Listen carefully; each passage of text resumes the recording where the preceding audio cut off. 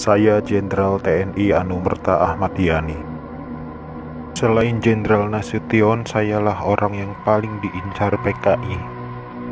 Karena saya tegas menolak dibentuknya Angkatan Kelima. Saat malam penculikan itu, saya dibangunkan oleh anak laki-laki saya dan memberitahu saya bahwa di luar rumah sudah ada banyak sekali tentara. Setelah saya bertemu dengan mereka, saya diminta untuk menghadap ke istana.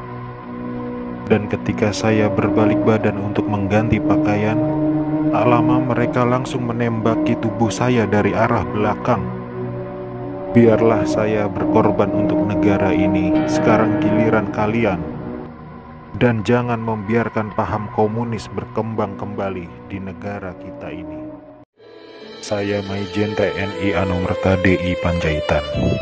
Saya menjadi target operasi G30 SPKI karena keberhasilan saya dalam menggagalkan penyelundupan senjata dari RRC untuk PKI guna mempersenjatai buruh dan tani. Pada malam penculikan itu, saya gugur ketika saya sedang memanjatkan doa. Pasukan laknat itu menembaki tubuh saya beberapa kali, dan tubuh saya dibawanya ke lubang buaya untuk dimasukkan ke sumur maut itu. Tapi saya rela berkorban untuk negara dan membela ideologi Pancasila. Salam cinta saya untuk negara tercinta ini, dan untuk anak istriku serta keturunanku, semoga Tuhan selalu memberkati. Saya Maijen TNI Anumerta R. Suprapto. Awal masa pendudukan Jepang, saya pernah dipenjarakan oleh tentara Dai Nippon ketika saya masih menjadi siswa Akademi Militer di Bandung. Setelah proklamasi, saya ikut berjuang melawan tentara Dai Nippon. Dalam operasi itulah saya berkali-kali selamat dari kepungan tentara Dai Nippon.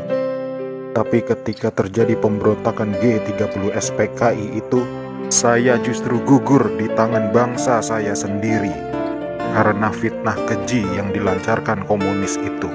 Tapi biarlah itu menjadi penutup rangkaian perjuangan saya demi tegaknya NKRI dan ideologi Pancasila. Lanjutkan perjuangan kami dan jangan beri kesempatan untuk komunis berkembang kembali di negara tercinta ini. Saya Letjen TNI Anumerta MT Haryono. Malam itu pasukan Cakra Birawa datang ke rumah saya dan meminta saya agar segera menghadap Presiden Soekarno di istana. Tapi karena kecurigaan istri saya begitu pula dengan saya, lalu istri saya mengatakan pada pasukan agar kembali pada pukul 8. Tapi permintaan istri saya itu ditolak oleh para pasukan pemberontak. Maka dengan segera saya mematikan lampu kamar dan menyuruh istri saya pindah ke kamar sebelah, dan saya menunggu penyerang pertama masuk ke kamar saya.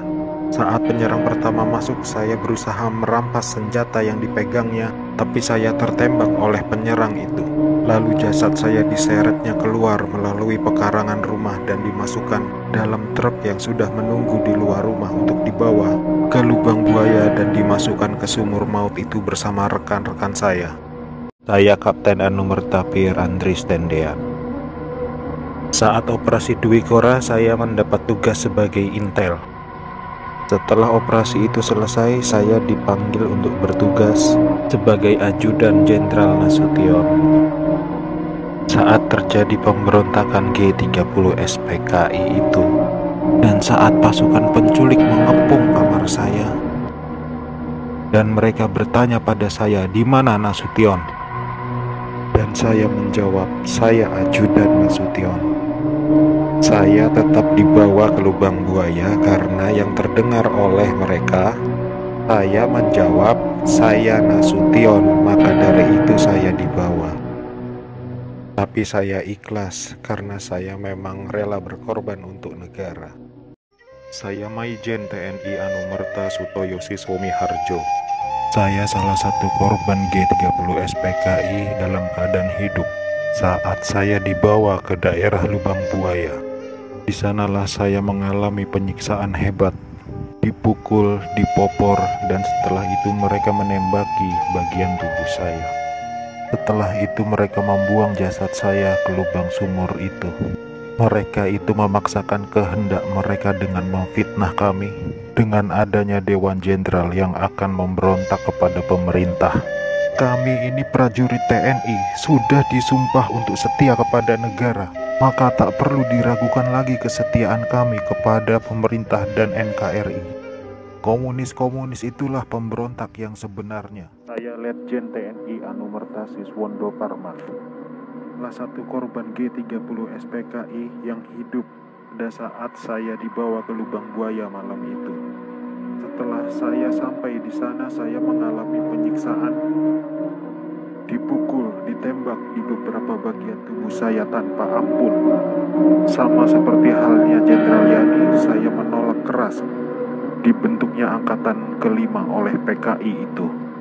Juga karena saya menolak menekan adanya Dewan Jenderal. Karena itu semua fitnah kejam dari mereka-mereka itu.